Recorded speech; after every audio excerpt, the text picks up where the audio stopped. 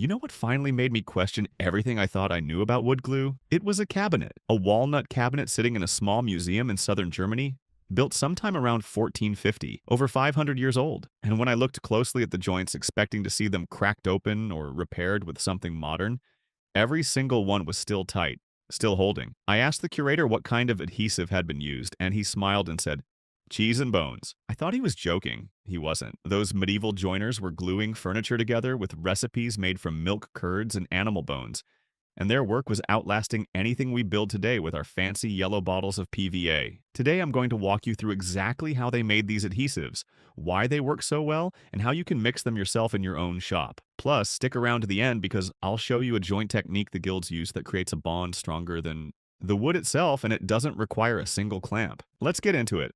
What we're really talking about today are two medieval adhesives that most modern woodworkers have either never heard of or dismissed as primitive. Casein glue made from milk curds and hide glue made from animal collagen. These aren't curiosities, they're serious woodworking adhesives with properties that modern synthetics still can't fully match. And once you understand how they work, you'll see why master craftsmen across Europe guarded these recipes for centuries. To understand why these glues matter, you need to understand the world they came from. Between roughly the 12th and 17th centuries, woodworking across Europe was controlled by craft guilds.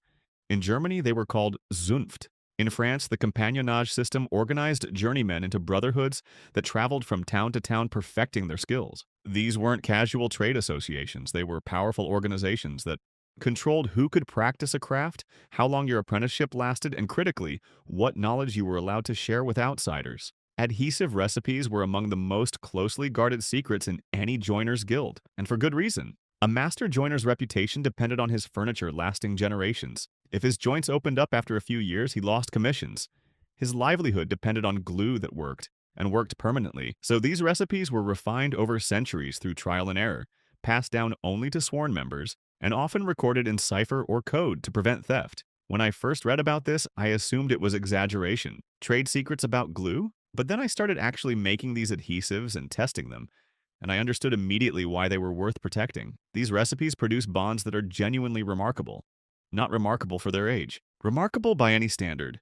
The philosophy behind medieval adhesive making comes down to one idea. You work with what the animal and the land give you, and you learn to process it so thoroughly that the result is stronger than the raw material you started with. There's no petroleum, no polymer chemistry, no factory. Just milk, lime, bones, water, and heat. Let me start with casein glue because this is the one that sounds the most absurd until you actually try it. Casein is the primary protein in milk. When you curdle milk with an acid, the casein separates from the liquid whey and forms soft white curds. Yes, this is the same basic process used to make cheese. The medieval joiners discovered that if you take those curds, wash them, dry them, and then grind them into a fine powder, you have the base for an incredibly strong adhesive. Here's how I make it, following the method as closely as I've been able to reconstruct from guild records and historical texts. Start with whole milk, not skim, not 2%. You need the full fat content. Heat 1 quart of whole milk in a pot until it's warm but not boiling, around 120 degrees Fahrenheit. Within a few minutes, you'll see the milk separate into white curds and a yellowish liquid. That liquid is whey. Strain the curds through cheesecloth and then rinse them under cool water 2 or 3 times to remove as much whey as possible. This step matters. Residual whey weakens the final adhesive and introduces sugars that can attract mold.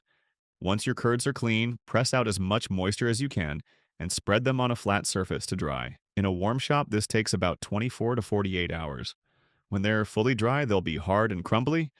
Grind them into a fine powder using a mortar and pestle or even an old coffee grinder. What you now have is essentially pure casein powder. It'll keep for months in a sealed jar. To turn it into working glue, mix the powder with a small amount of water until you get a consistency like thick cream. It should spread easily with a brush but not run. The working time is about 20 to 30 minutes, which is generous compared to most modern adhesives. I've tested this on edge joints in hard maple, white oak, and European beech.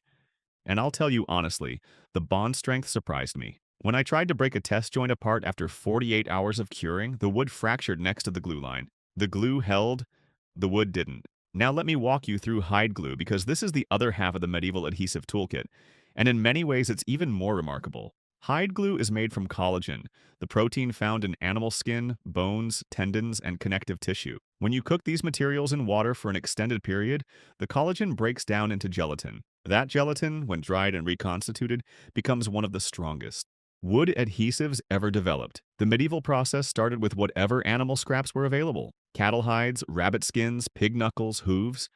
The guild joiners would soak these materials in water for 1 to 2 days to soften them, then simmer them in a pot at around 140 to 150 degrees Fahrenheit for several hours. Never a full boil. Boiling breaks down the protein chains too aggressively and weakens the final product. The liquid that results is strained, poured into flat molds, and allowed to cool and set into a firm gel. That gel is then cut into sheets or chunks and dried completely. This is what you find today sold as hide glue granules or pearls. The quality of hide glue is measured in gram strength, which tells you how stiff the gel sets. For woodworking, you want something in the range of 192 to 251 gram strength. Higher gram strength means stronger initial tack and harder final bond. To use hide glue, you soak the granules in cool water for about 30 to 45 minutes until they swell and soften. Then heat them in a double boiler or a dedicated glue pot to around 140 degrees Fahrenheit. The consistency you're after is like warm honey. It should flow off your brush in a steady, even stream. What makes hide glue extraordinary for woodworking is its ability to penetrate wood fibers deeply before it sets.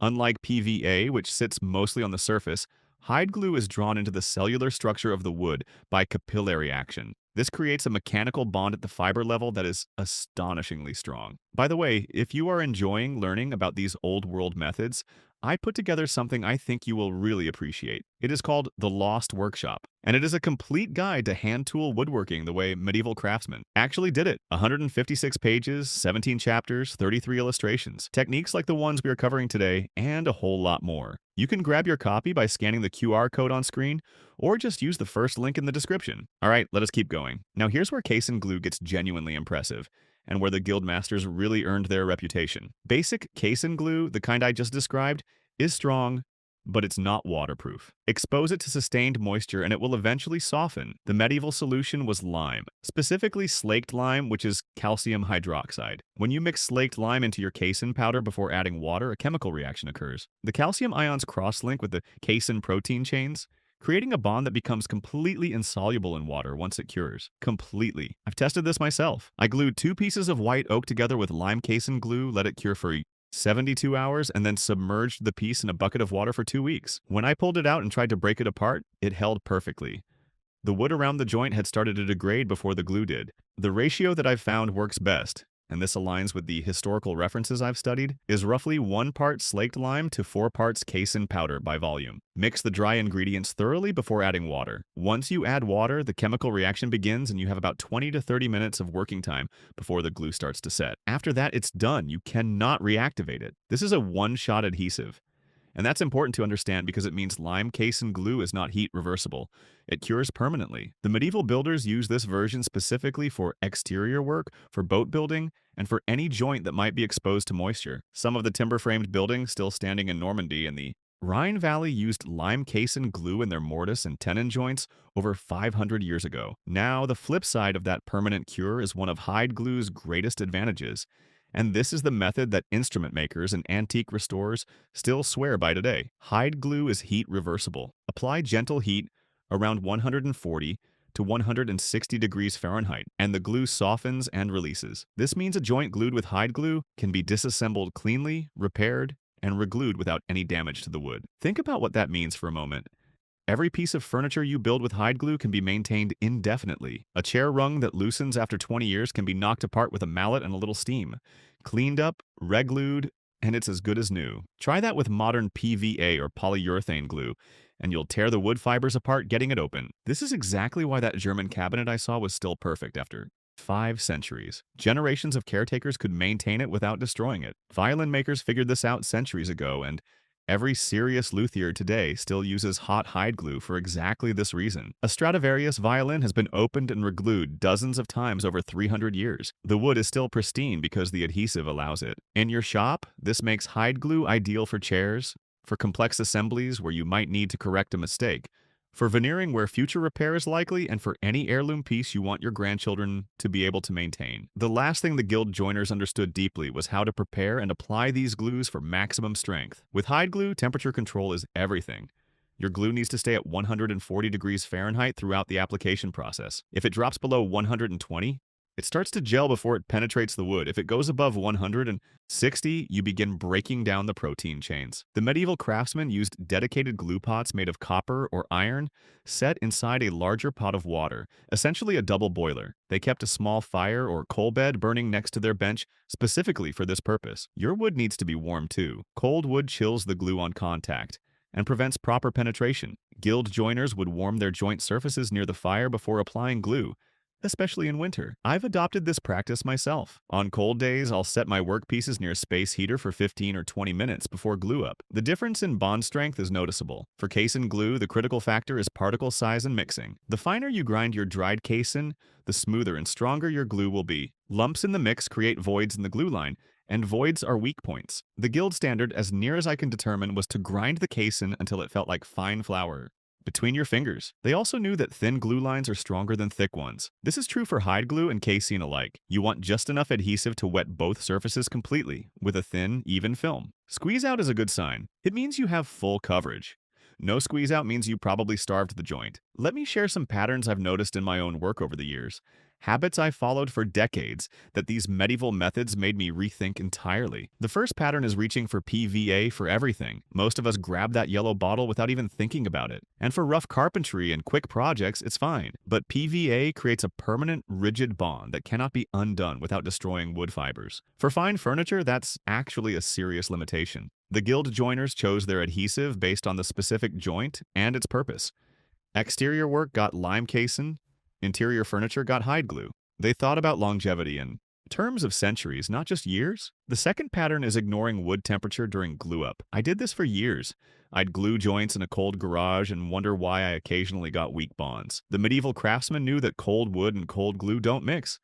They treated warming the workpiece as an essential step, not an optional one. The third pattern is relying entirely on clamp pressure to close joints. Modern woodworking culture is almost obsessed with clamps. But the guild joiners knew that if your joint requires heavy clamping pressure to close, the joint doesn't fit properly. Their adhesives worked best in thin, even films applied to joints that were already fitted precisely. The glue filled microscopic gaps in the wood fiber. It wasn't meant to bridge sloppy joinery. The fourth pattern is throwing away a piece when a joint fails. With PVA or epoxy, a failed joint often means starting over because you can't cleanly separate the parts. With hide glue, a failed joint is just a joint that needs to be reheated, cleaned, and reglued. The medieval mindset was that nothing is wasted and everything is repairable. The good news is, once you recognize these patterns, shifting your approach is straightforward. You don't have to abandon modern adhesives entirely. You just have to start choosing the right glue for the right job, the way the guild masters did. Now for that bonus tip I promised at the beginning, and this one is genuinely special. It's called rub jointing,